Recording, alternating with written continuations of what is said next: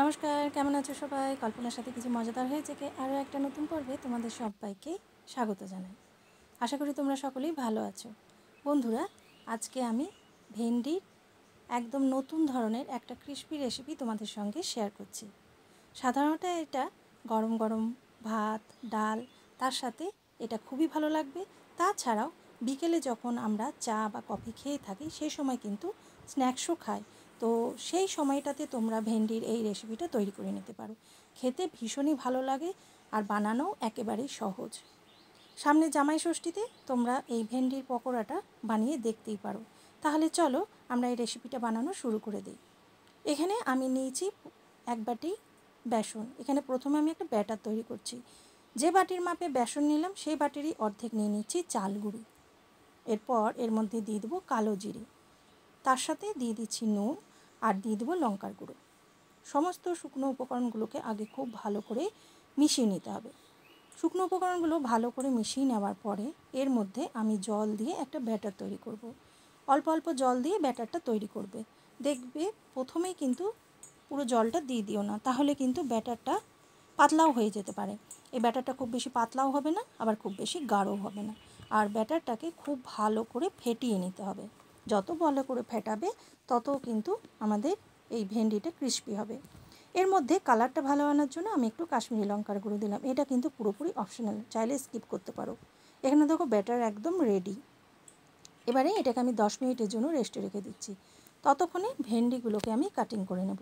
তো এখানে আমি দেখো একটু ছোট সাইজের ভেন্ডিগুলো নিয়েছি, এতে করেই এই রেসিপিটা ভালো হবে। ভেন্ডিগুলোকে খুব ভালো করে জল দিয়ে ধুয়ে তারপরে কাপড় দিয়ে মুছে নিয়েছি। দেখবে এর মধ্যে যেন কোনো রকম জল না থাকে। এবারে এখন আমি ভেন্ডিগুলোকে কাটিং করে নেব। প্রথমে মাথার দিকের অংশটাকে একটুখানি বাদ দিয়ে দেবো, তারপরে নিচের দিকে যে সরু অংশটা সেটাও সামান্য একটু কেটে নেব।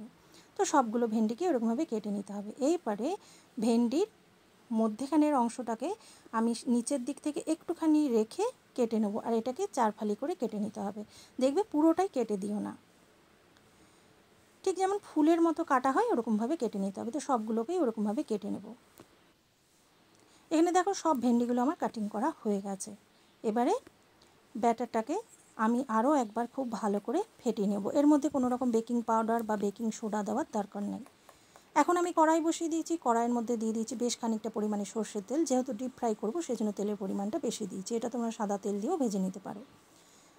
এখন দেখো একটা করে ভেন্ডির টুকরো নিয়ে এটাকে একটু ছড়িয়ে নেবে আর বেসনের গোলায় ডুবিয়ে একটুখানি চেঁচে নেবে। তাহলে কী হবে, বেশিরভাগ বেসনটাই বাটির মধ্যে চলে আসবে আর ভেন্ডিটাও কিন্তু ক্রিস্পি লাগবে, আর অতিরিক্ত বেসনটাও থাকবে না। এরকম করে আমি 3-4টাকে বেসনের গোলায় ডুবিয়ে তেলের মধ্যে দিয়ে দেবো। আর এবারে এটাকে হালকা লালচে করে এপিট ওপিট ভেজে উঠিয়ে নেব। পুরোটা কিন্তু একবারেই লাল করব না।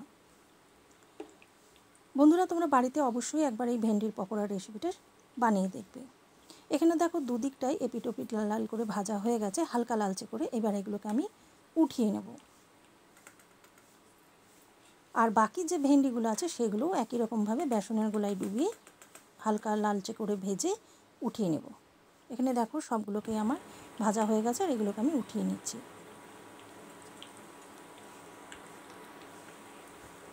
এখন কড়াইয়ের মধ্যে যে সর্ষের তেলটা আছে সেটাকে খুব ভালো করে গরম করে নেব, আর যে ভেন্ডির পকোড়াগুলোকে উঠিয়ে রাখলাম সেগুলোকে তেলের মধ্যে দিয়ে দেবো।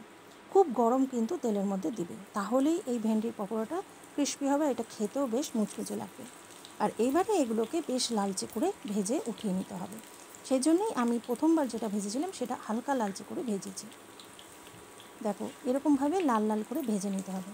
তো দুদিকটাই আমি বেশ লাল লাল করে ভেজে নিয়েছি। এগুলোকে আমি উঠিয়ে নিচ্ছি। আর একই রকমভাবে বাকি যে ভেন্ডির পকোড়াগুলো রয়েছে সেগুলোকেও ভেজে নেব। সব ভেন্ডির পকোড়াগুলোই আমার দুবার করে ভাজা হয়ে গেছে। এখানে দেখো দারুণ স্বাদের ভেন্ডির ক্রিস্পি রেসিপি আমাদের একদম রেডি। বাড়িতে তোমরা বন্ধুরা অবশ্যই একবার ট্রাই করবে। এখানে দেখো একটা দেখিয়ে দিচ্ছি। এখানে দেখো কাঁটা চামচ দিয়ে দেখেই বুঝতে পারছো যে কতটা ক্রিস্পি হয়েছে। তো এমনিভাবে বন্ধুরা বাড়িতে অবশ্যই তোমরা একবার ট্রাই করো।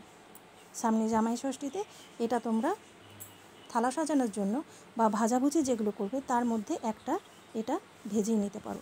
খেতে কিন্তু ভীষণই ভালো লাগবে, জামাইদেরও ভালো লাগবে। তাহলে বন্ধুরা, কেমন লাগলো আমার আজকের এই ভেন্ডির নতুন ধরনের ক্রিস্পি রেসিপিটা? ভালো লাগলে প্লিজ লাইক করো, শেয়ার করো। আর তোমরা কি এখনও আমার চ্যানেলটাকে সাবস্ক্রাইব করোনি? তো প্লিজ প্লিজ বন্ধুরা, আমার চ্যানেলটাকে সাবস্ক্রাইব করে নেওয়ারও অনুরোধ রইল। আজকে আসছি, নেক্সট ভিডিওতে আবারও দেখা হবে। Tata, bye bye.